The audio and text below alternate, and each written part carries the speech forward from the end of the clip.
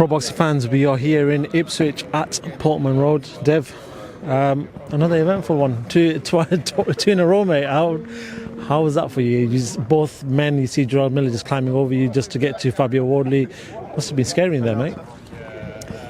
For the first time, actually, I actually had a moment where on the stage I thought I could be in trouble here a little bit, because it's quite a small stage. They need to look at that. They need to make these stages bigger.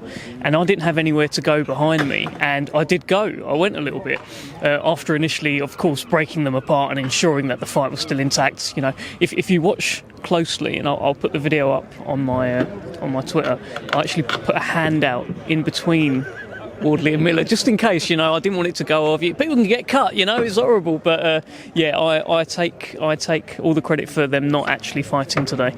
But it was good fun. It was good fun. Horrible, but good fun.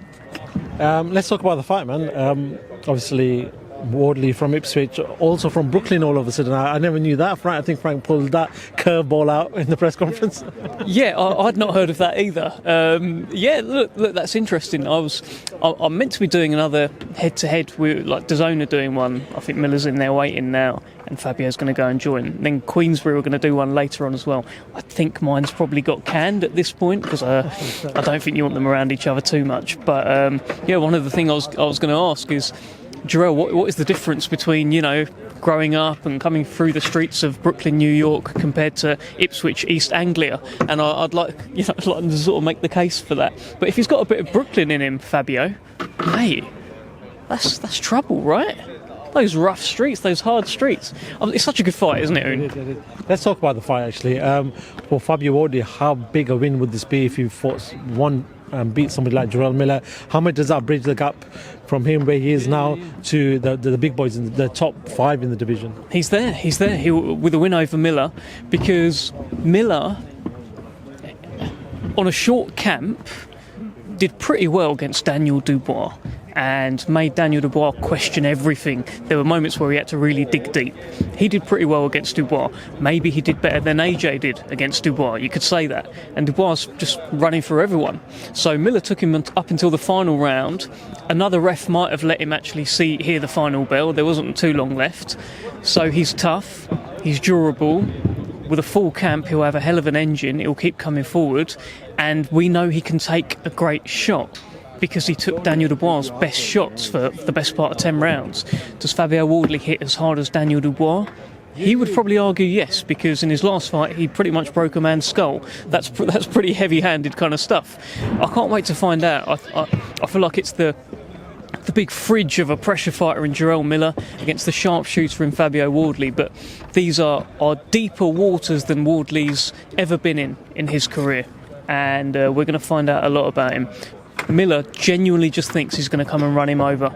He's coming over to England, make a bit of money and get his name back out there. That's how he sees it.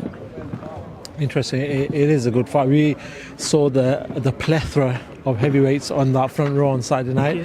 Yeah. Talk to me, man. Exciting times for Queensbury, because they seem to have everyone apart from probably Anthony Joshua. When it comes to the top boys in the division, it seems to these are most of the guys, right? It's crazy, isn't it? And even like, obviously they haven't got Usyk, that's the other one, but what they have got is Usyk cornered. If Usyk wants to unify and become undisputed again, go and see Daniel Dubois. You want to defend your WBO, go and see Joseph Parker. So what else? He's got the WBC, we've got Ajit Caballero. The WBA, well, what's going on here? This is the interim title fight between Wardley and Miller. It's a great grasp that Queensbury has on the heavyweight division right now, and Frank and George have been plotting for this for a while now, ever since they, you know, I think since this Riyadh season stuff started, and they've done it, and they're in a great spot, and we're in a great spot, and that front row was just a bit of everything, wasn't it? There was Wardley, who's a contender very much of the now, challenging for the interim title, guys there like, obviously, who's Dillian White was there knocking about. You go and see Moses is there, Daniel Dubois is there, the world champion. Moses is sat next to him, who's going to be a world champion. It's a great spot to be in.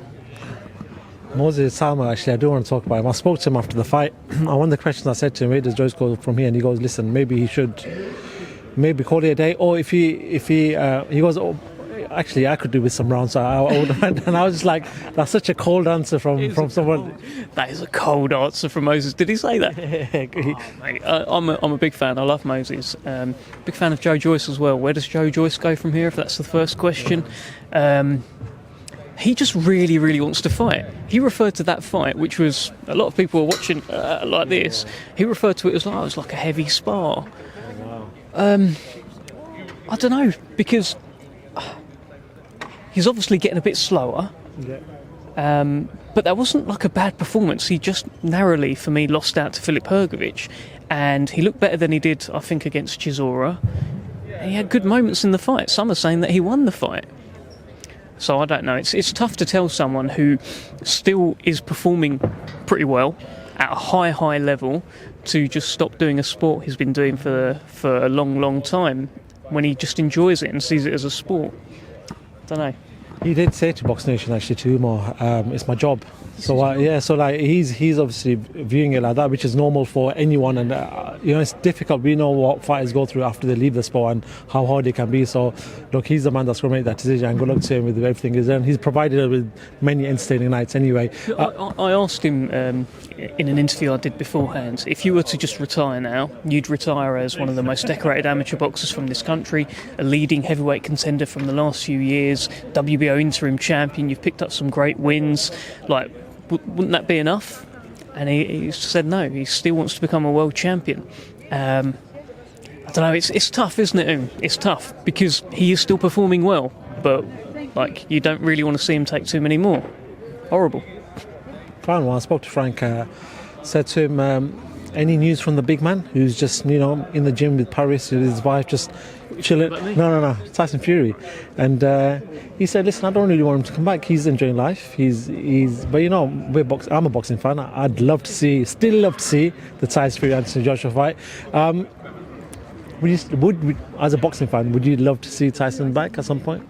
Yeah, of course, as a boxing fan, yeah. There's also that thing of, if he's retired and he means it and he doesn't want to come back and he's enjoying his life, then you don't want to really come back and half-arse it in the heavyweight division. You don't want to half-arse a fight with Anthony Joshua, because Joshua will be trying to take his head off. Like, it's not a good spot to be in. So if he's retired, he's retired. Let him enjoy. There's fighters that have done it. Sometimes it's okay to leave a little bit in the tank. Sometimes that's okay. Andre Ward did that. He retired, and he's still. Yeah, you could call him into a fight up until a couple of years ago. That was okay. And who else? Joe Calzaghe. There's more fights in him, but it's okay to retire sometimes. And I think I've got to. Cool. All right. I've got. Okay. All right. That was the gap. That's just the boss giving you a push. All right. Cheers, mate. Nice Take to care. see you. Take care.